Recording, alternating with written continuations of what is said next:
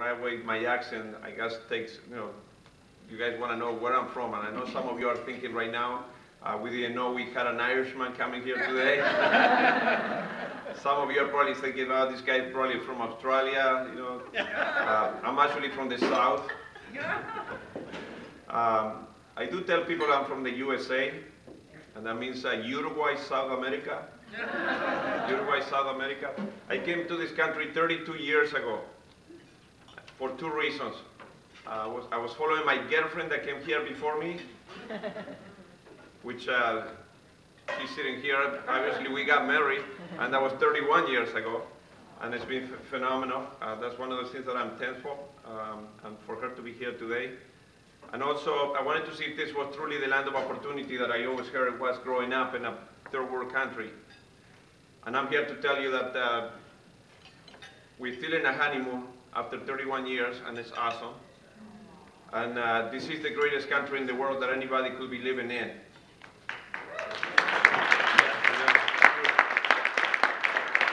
And usually people look at me without, where you been the last 10 years? Have you heard the economy and everything that's going on? And I like to point out that what we all know in this room.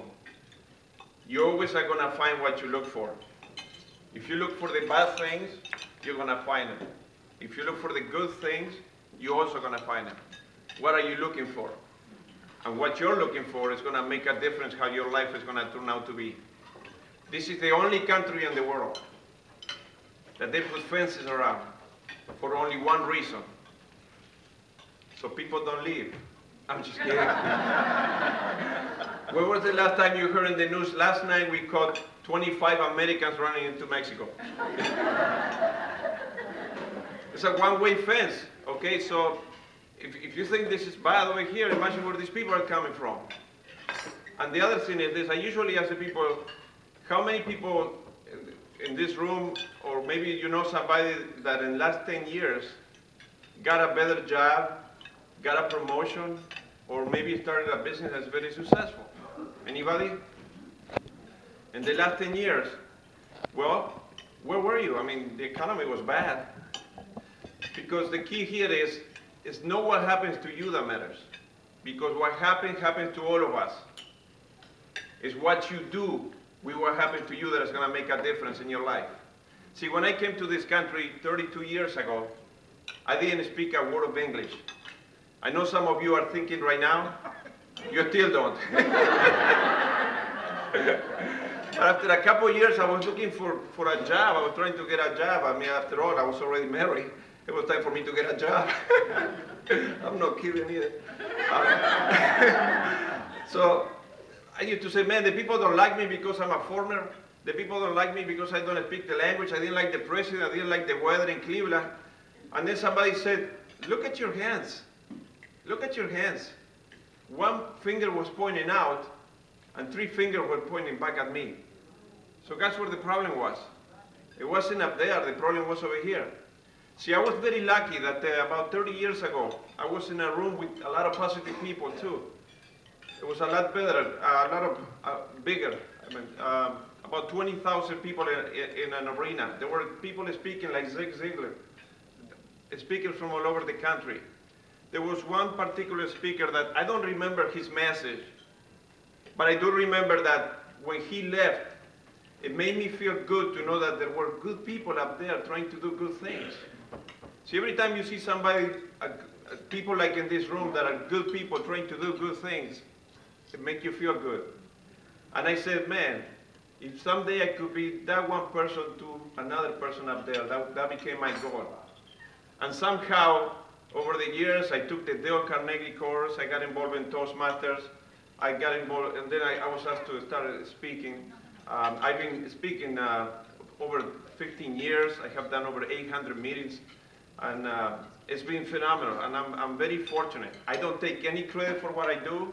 I truly believe that the greater power, God, is using me to do this.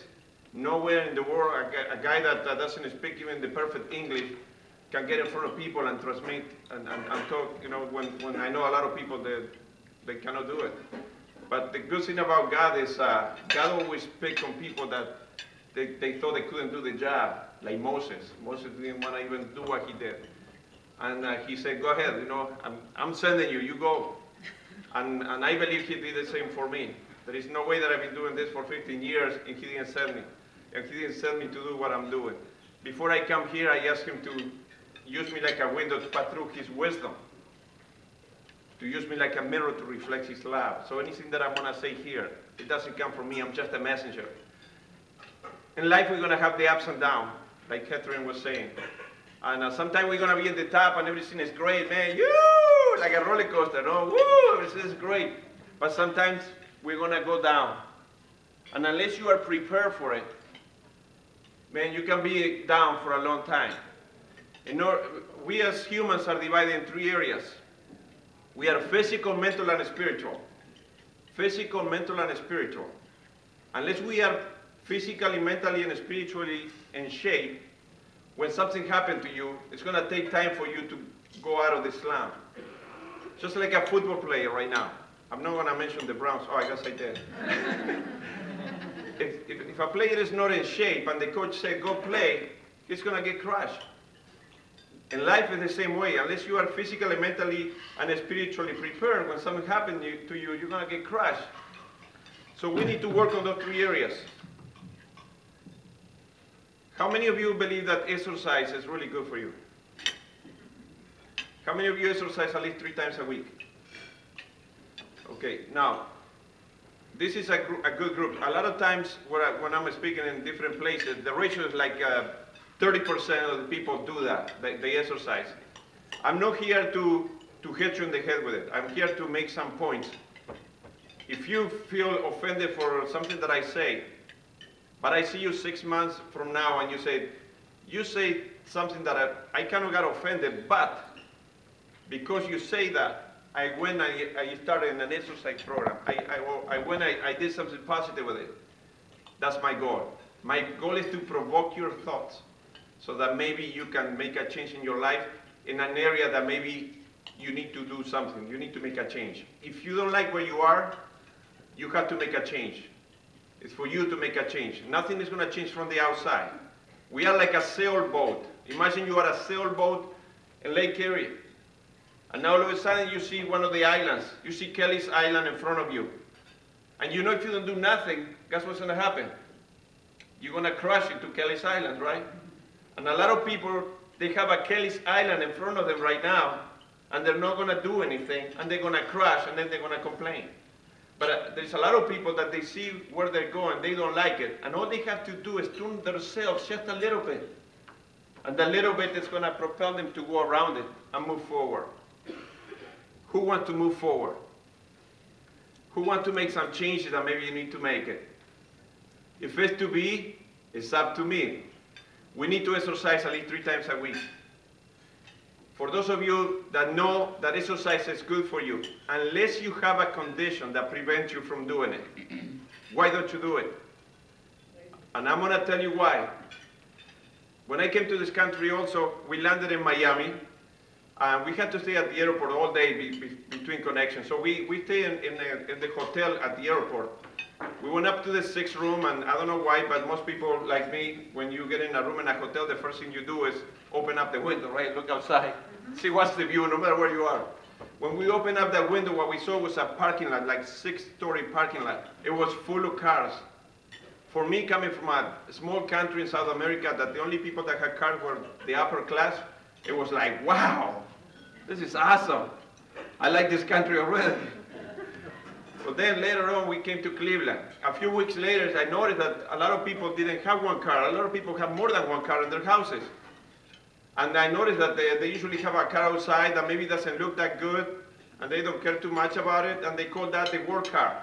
This car, they driving in the snow. They don't care if it gets rain over. When they have to fix it, they take it to Joe in the corner. When they need to put gas, they look for the cheapest gas. But then they also have another car inside the garage. This car not only is inside the garage, but they put a cover in it. And when it's a nice Sunday afternoon, they go to the garage, they take the cover out, they dust it off, make sure the windows are clean. Man, they look at their car and whoa, this is their car. They get in their car, they start driving, And don't even get close to that car, man. They don't like that. When they park those cars, they park it they take 3 spaces, you know. Yeah. Don't even get close to it. When they had to put gas, they put the best gas available. When they had to fix it, they take it to the dealership. That car is important to them. They take care of this car. The other car, they don't care. It's the everyday car. The question is here is, and the name of the talk for you today is, how important are you to you? Do you treat yourself like the old world car? Or do you treat yourself like the nice, beautiful car that you have inside the garage? Because the answer to that question is how life is going to treat you and how everybody's going to treat you. And all it starts with you. And that's the reason that I can be here. If I can tell you, you have to change the president, you have to change what's around it in order for you to make it, that will be impossible. But everything is in you. You have to make, if you don't like something, you have to change it. You have to find 3 hours a week to start exercising. Make sure that you do it at the same day, at the same time. You make an appointment with yourself. Nothing is more important. Don't do it, oh, first I'm going to cut the grass and then I'm going to exercise, or first I'm going to do this and then I'm going to exercise. No, exercise comes first. That's you. How important are you to you? If I come home and I have to cut my grass, but I have to exercise, I exercise. I don't care if the grass gets cut. When I'm gone from here, that grass is still going to be there. I got to take, some people take more care of the grass than they take care of themselves. You have to, you know, and then you wonder why things doesn't work out for you. Make sure you go to bed early and get up early. The study says that we sleep in 2 cycles. The first cycle is like from 10 to 2, and then the second cycle is from 2 and 6 in the morning. You can miss the second cycle, but if you miss the first cycle, it's going to be hard for you to have a good day the next day. And the night is not the end of the day. The night is the beginning of the new day. Because if you have a bad night, guess what's going to affect the next day? I know having kids and teenagers, to tell them to go to bed early, that's like a joke, but that's how it works. Make sure if you smoke, make sure you find a way to stop it. Make sure you find a way to, you know, get help. You know there is nothing good about it, so why would you do it? Make sure you get the right food, there is all kinds of study today. I mean, at our table, we just had a discussion about all the good foods and all the good things that we can have today. There is no reason for us not to take care of ourselves.